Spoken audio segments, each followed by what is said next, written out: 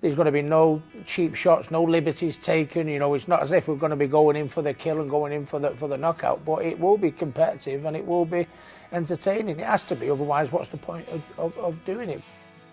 I can't see any negatives out of it, you know, for my own well-being, for people to look on who's maybe suffering a little bit, say, look where, you know, look, he was where I was and look what he's done. The hitman rises. Why are you doing this? It's for a number of reasons. You know, I mean, I think, you know, I think, as I said before, when I made my comeback, my better days are behind me. But we're retired, we're not dead. And I remember when Mike Tyson and Roy Jones did the first, you know, boxing exhibition. It was maybe a couple of years ago now, and I thought, you know what?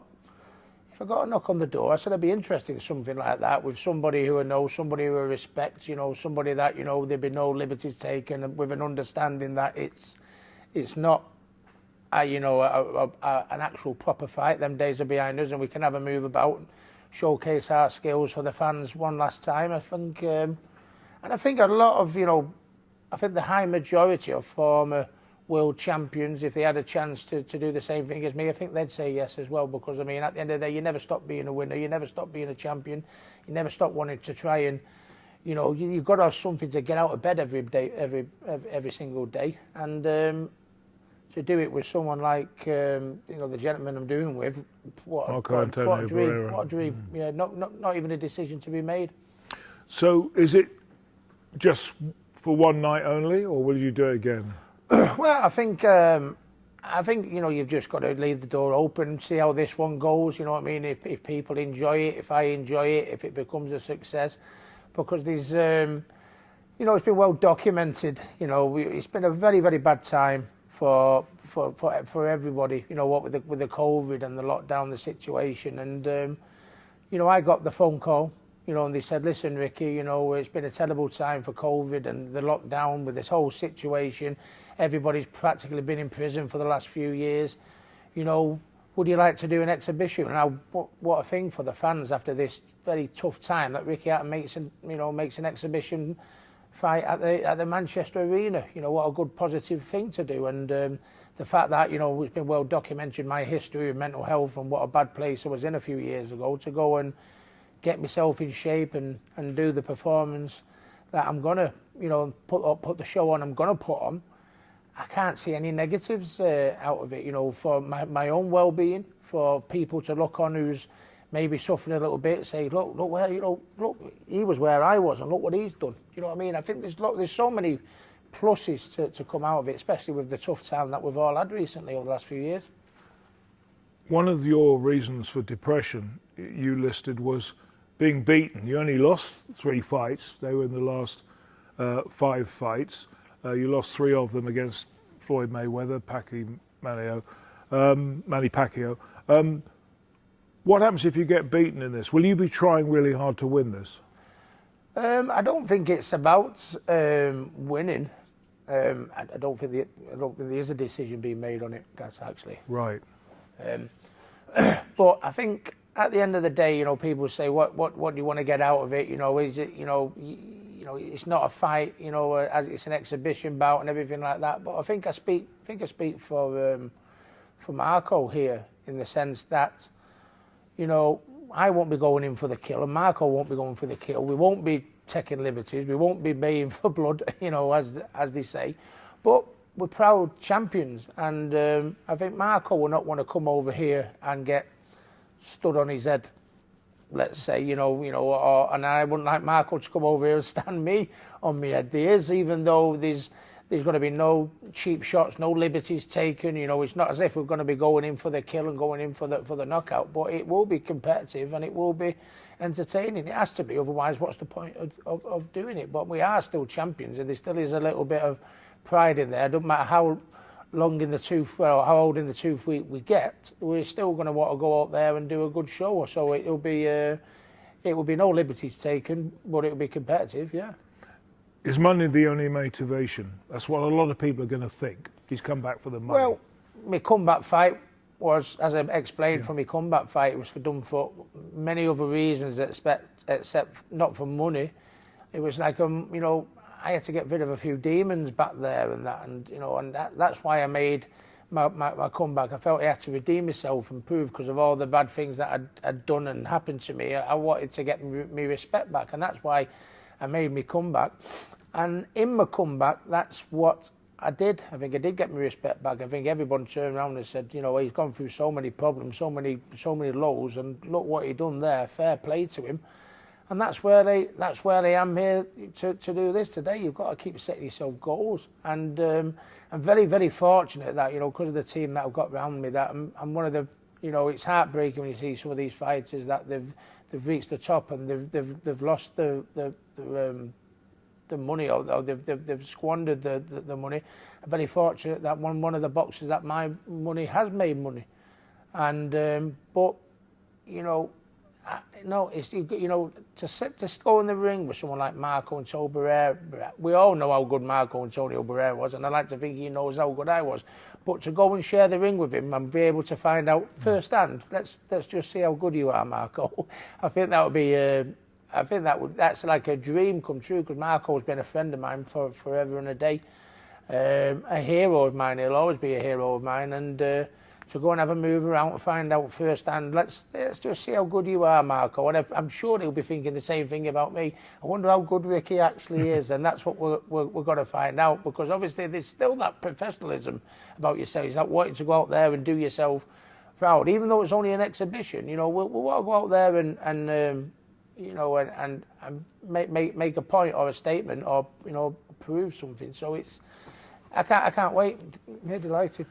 A lot of people have heard you say that several boxers have suffered from depression.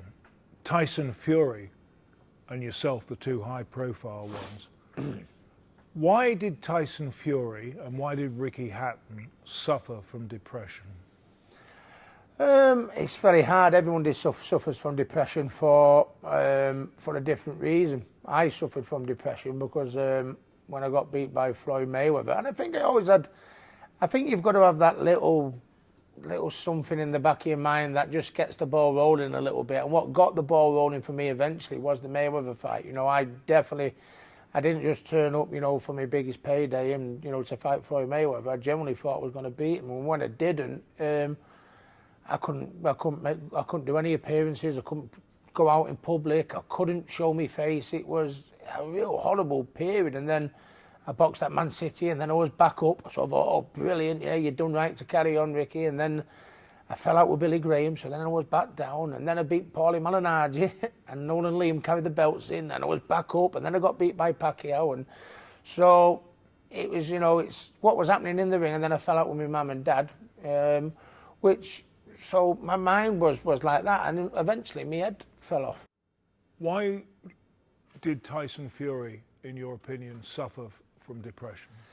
Fairly similar to mine. I mean, I've spoke to Tyson, you know, about this, and he's you know, he's not gone into probably as much detail as he probably needed to be. But I mean, he just said he just got in a very, very dark place. He said he was even depressed when he won the world title against Klitschko. He won the heavyweight championship of the world, went to Germany, beat Klitschko, fantastic performance. But he even told me back then he still wasn't in a very, very good place. And if, you know, you think to yourself, you know, how can, you know, you win the heavyweight champion of the world and still be in such a, you know, a deep and dark place? And you know, Tyson is a fighter in the sense that, you know, he's like, you know, we all, you know, money makes the world go round. It's why you turn professional. You want to make a living for your family and this. But I don't think Tyson has never been driven by money. I think he was driven by, you know, just the goal to be a champion and stuff like that. He said, I don't know why his head fell off. I think it must have been on just personal problems. He was just, you know, you think you're having a heavyweight championship of the world, but it wasn't to Tyson. You know, I can't really, it was a strange one. For me, it was specific things that I can mention, but for Tyson, he was just sat there one time and he said, I don't know what's up with me. I've just won the heavyweight championship of the world against Klitschko and I don't know what's up with me. So it's, everyone's different. They all have their own, you know, reasons, and some you can get your head around and some you can't. And unfortunately, Tyson's was a little bit of a strange one, because you think to Tyson, what's he got to be worried about? But I mean, you know, you have that little man on your shoulder saying this and saying that. every day. And I think that's what Tyson had. I think it was a little bit more trickier for Tyson, yeah. What would you say to people who are suffering from depression? Well, what I would say to people that are suffering from depression is come and watch me July 2nd, because it's, you know, I don't want to, you know, it's, lockdown was a very hard thing for me. It was a very hard thing for me, Gary, lockdown. It was horrible. I live on my own. I lost people to COVID. I lost people to mental health. I lost a family member to mental health, you know what I mean? So it was a very, very tough time for me. So when I got that phone call, you know, Ricky, we want to do like a concert type event, you know, with you know, boxing and doing an exhibition bout to make a comeback, you know, to put a smile on the fans' face again. We can raise mental health, say, look at Ricky a few years ago and look at him now. Do you know what I mean? And that's what you've got to do. I just say anyone with mental health, you've got to just realise that the bad times don't last forever. You think they're going to last forever, they don't last forever. And it's only up to you to do specific things, to get off your backside and to change it. You know what I mean? You got to fill your minutes of your day with things to do, things that get you motivated. You know what I mean? It's the best way I describe it to people is when you have a hangover in the morning and you wake up in the morning and you think, oh, and you feel sorry for yourself. Oh, I feel rough. Oh, I feel rough. Oh. But the minute you get your backside up off the settee or off the bed and do something, you feel better for it, and that's depression. You know, the longer you lay there, the worse you go. And I think that's what I just started doing now. It's like, I mean, even before this exhibition came on, you know, I train fighters every day. I manage my son Campbell. Campbell's gone professional now. I'm a granddad hitman. My two daughters, Millie and Fern, are 10 and 8. You know, I've made up with my mum and dad. I've made up with Billy Graham. And if you look on my social, I'm training the lads every day. I'm running every day myself. I'm doing my bag work every day myself. Ricky Hatton's never been in a better place. And when you think, you know, how I was a few years ago, if anyone with depression, I say, look what you can do. If you apply your mind and start doing positive things. And there's only you can do it. And I feel sorry for everyone out there with mental health and depression problems who are sat on the settee, but I'm sorry, you've got to be hit between the eyes with it. Only you can do something about it. Get off your ass and do something positive with your day, and I think that's how you can turn it around. I know, I mean, you're 43 now. I know that we can't see in the future, but do you think you're on top of this? I mean, when this exhibition's been and gone, is there a risk you could go back to depression, or have you Absolutely found a way? not, because I mean, if we're going to look at it from that point of view, Gary, and I think a lot of people were thinking what you've just said to me when I made me comeback. You know, they said, oh, he got beat by Mayweather, he got beat by Pacquiao, and oh, you know, he had to retire, you know what I mean, and he's made this comeback. What happens if it all goes, what if it all goes bangers again? Yeah. He said, but it didn't. You know, the way I looked at my comeback, when I come back, I thought I picked a former world champion with 34 wins, 1 defeat. You know, you normally come back, you have an easy touch. You don't pick a former world, but that was Ricky Hatton. And I think I was winning just about, you know, I had my nose in front of that, and he got me with a body shot, and I thought, you know, and I went into the press conference, I went, I'm happy now. I said, from where I was, you know, my depression, my suicide attempts, my drink, my drug problems, everything like that, to come and pick a champion like I did, you know, after 7 years out, with all the problems that I had and put the performance that I did in, I went into that fight to find out if I still had it, and I found out that I haven't, and that will do for me. And so that book was closed back then, Gaz. This is, nothing can come out of this over than positivity. For me, for fans out there with mental health, and just for fans in general, if you know, would you like to see me and Marco Antonio Barrera have a move around in the ring for a bit? Yeah, I think they would. Tyson Fury, still world champion. Do you think he'll be world champion after this weekend? I think he will. I think, to be honest, I'm delighted that Dillian has finally got his shot after being #1 contender for about 3 or 4 years now, hasn't he, Dillian? Yeah. Poor thing. But no, he's finally got his shot. Dillian always said he wanted to fight the best, and Tyson is the best, and he's got his shot now. But I think we have to say and be honest that, Tyson probably is better in every department. He has the height and reach, he has the speed, he has the ability, he has the height. Everything says that Tyson should win. But I think what concerns me is that Tyson, in his last few fights, although it's been entertaining, he's turned into a 6'10" Rocky Marciano. He's been having it out with everyone. With Deontay Wilder, and he's been put down, which shows that if Deontay Wilder can put him down, Dillian has the power that can do the same. I think Tyson probably has to resort back to the old Tyson a little bit. Let's just break Dillian down a little bit. Let's not go to war toe to toe from the opening bell. I think if he uses his height, reach, movement, southpaw, orthodox, chooses his time when to box at a distance and make him miss, and then choose a time when to put it on Dillian, I think he'll break him down over the early rounds and maybe get a late stoppage. But if he goes like he did in the last fight against Wilder, where he just went out the first round and just went to absolute war, I think Dillian has a good chance of clocking him. I think it all depends on, no disrespect to Dillian, what Tyson does rather than Dillian in this fight. You've been training in your gym here, just in Greater Manchester. How fit are you? What do you need to do before July 2? To be honest with you, I've been in training now for about 3 weeks, and you can see me. I've got one chin. Good. I've got one chin again now. Yeah. But no, I've just been like I did when I was training. I used to just use the first few weeks just to get my weight down, break the camel's back, as they say, so that when I start doing my physical side of things, which I've just started doing my weight training. I've just started jumping my bar bag, doing the prowler work, the body belt and the pad work, so now I've started doing the physical side of my stuff. I can eat healthily because I've done the hard work and got my weight down early doors, that is what I always used to do. Still got 10 weeks to go, so it's just slowly building up in stages. Off the booze? Pardon? Yeah, off the booze, nights out, everything. No, just because like you say, it's, even though it's an exhibition, we want to go out. Me and Marco will want to go out there and do ourselves justice. We're not going to want to make.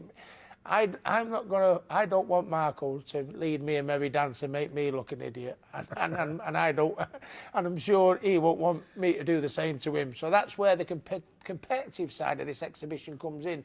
There'll be no cheap shots. I love Marco. He's like a brother to me, to be honest with you. He carried me belt in for the Castillo fight. We've had some great times, and but we are still competitive. We are still champions. We want to make it entertaining for the fans, and that's exactly what it will be, because at the end of the day, you're still a proud champion, no matter whether you've hung the gloves up or not. I can see a spark. You're getting excited about this, aren't you? I am. I mean, the fact that I'm going into my training camp and I'm backing my training and I'm, setting my regime out of it, the rounds I'm doing and the miles I'm doing on the road work or on the treadmill, or the weights that I'm lifting and stuff like that, and then I stick a tape in every now and again of my mate Marco and watch what's he doing here now and everything like that. It's like the good old days back. But I mean, I feel like I can. Feel like I'm getting that buzz again, but in a controlled environment where I think we'd all love to see our heroes have one last move about again, but we don't want to see our heroes get hurt, do we? No. We don't want to see our, and that's what I mean. I mean, no matter who your boxing hero was, do you know what I mean? You'd think, oh my Lord, he's making a comeback. Oh my God! But I just need to stress, this ain't a comeback. This is an exhibition. You'll be able to see me and Marco have a move about one last time, be really, really competitive without anyone getting hurt. And I think that's what we wanted, and that's why I've always give a thumbs up to these exhibitions. Manchester still loves you, obviously, so hope. Be a full house, I hope. It will be, I mean, the first thing I said to you, Gary, when we did this was, we had a phone call and they said it's been a terrible time, lockdown, antic and COVID and this. I said, terrible. I said, I've lost people through COVID. I've lost family members, through mental health due to the COVID. I went, it's been a terrible time. He said, how would you fancy doing in the Manchester Arena an exhibition bout against Marco Antonio Barrera? He said, you know what, we can make it like a big concert affair. We can have live music acts on. We can have, undercard bouts with, say, UFC fighters and a couple of YouTubers, and make it a real sort of like party atmosphere. After coming out of COVID, what better than Ricky Hatton doing an exhibition in Manchester against Marco Antonio Barrera? I didn't even have to think twice to say yes to it, and I think it's going to be a great night, and I think people are going to love it.